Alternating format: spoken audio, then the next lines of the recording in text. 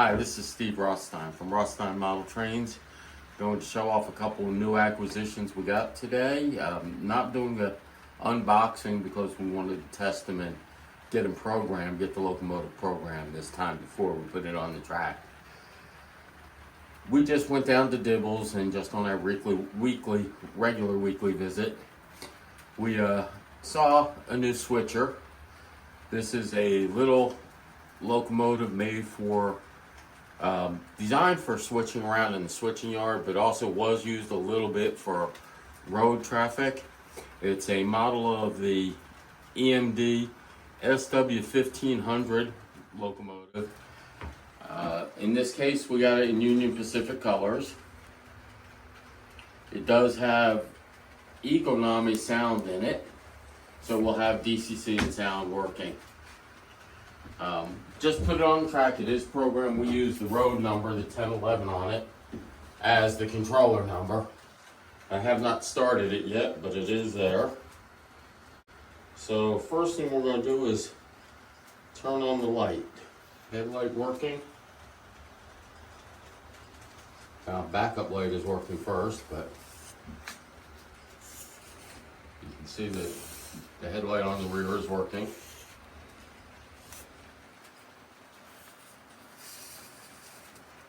Is the headlight working there, Chris? Okay, good. So stop. Oh. Bell is working.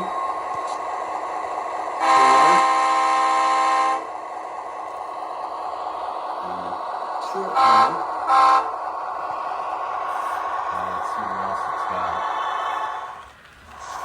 The mute button works.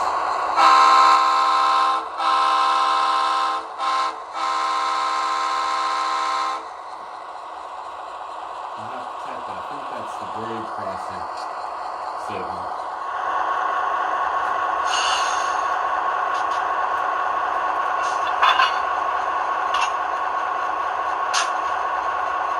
Got some of the air brake sounds,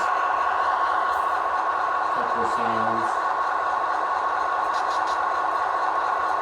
Not much else in there, but it is the Econami, which is their lower rated version.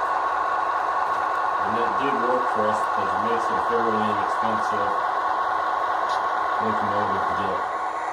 We're going to see first how fast it'll go around the track.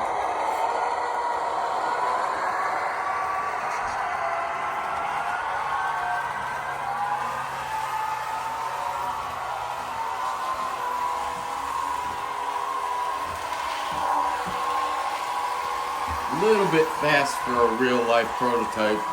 142 miles an hour. Scale speed.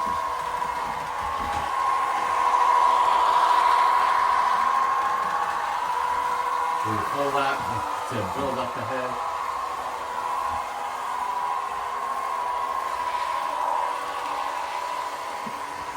I don't know why it slowed down there. I thought it'd pick up speed as it warms up and gets it.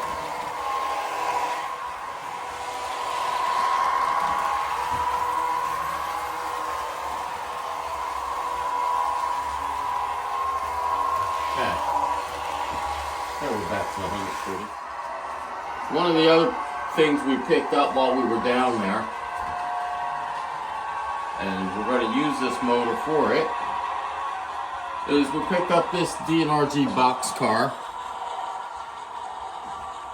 The most important part about this boxcar and what makes it special to us is it's a track cleaning car we use for cleaning the track. This stone will help rub and clean off the dirt on the track.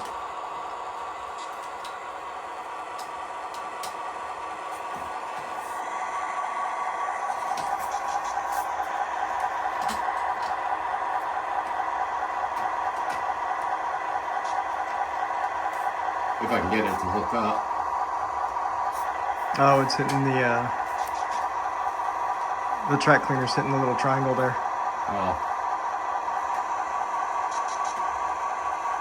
Okay, that works.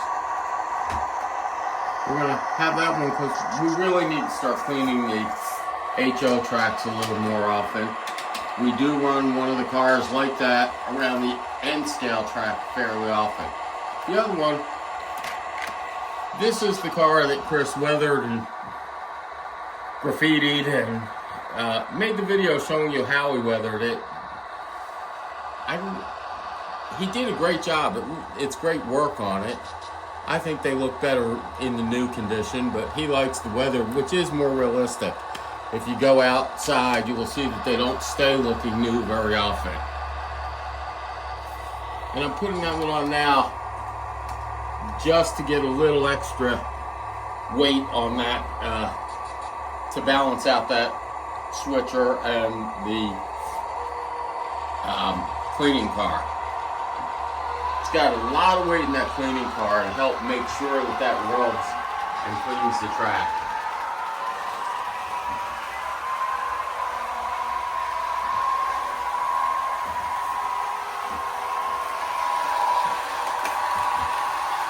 And as you can see, the friction does slow it down. It's only doing 129 miles an hour now.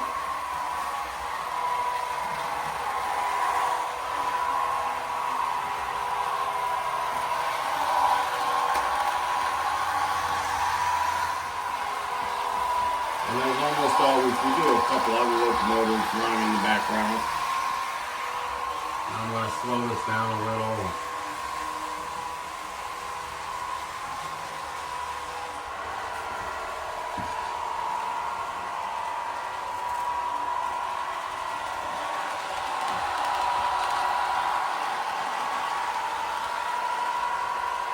So as you might have noticed, Chris likes to graffiti the cars. He's got a couple others he did that he didn't weather first, he just graffitied them. And I like what he did on this car. I'll be honest, if we were doing true scale modeling where we were building a layout that had one railroad or one point on it that was realistic, model of a realistic section of track and realistic trains, we need more of those rail boxes weathered like that, more of the other cars weathered. I don't do it because we run Rothstein rules on the railroad, which is what do I think looks good? Or Chris's railroad, what does he think looks good? It's our railroads, we get to run them the way we want.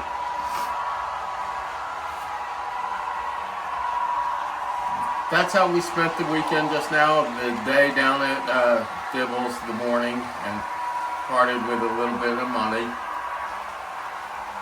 But I like that switcher. I like the looks of it, and that series before. It's a really interesting look on it. And oh yeah, I did want to show you one other detail on that it's going to be a little tricky to see. One of the things Athearn does when they do the detail, and I'm going to take it off the track when it gets down here to me.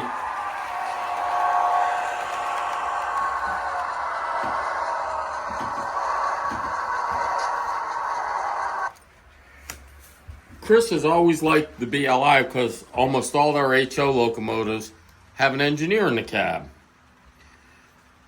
While they do have an engineer, I hope you can see this, what Athearn did here is they got a full cab interior, which I find fascinating. I'm glad they did it. I'm not going to take it apart to put an engineer in there. But they did a lot of detail, and this is their lower end regular ready-to-run train models, not the Genesis line of Athearn.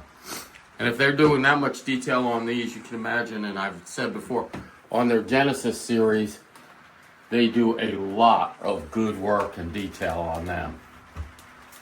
And now you see why I'm getting so old that I use the re-railers to put them on.